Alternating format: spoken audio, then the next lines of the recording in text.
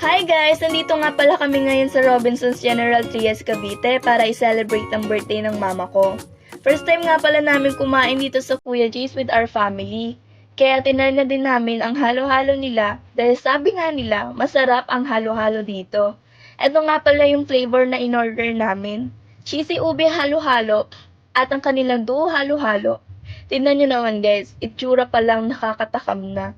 Flavor shape ice nga pala ang ginamit nila dito na sobrang smooth, creamy, and milky.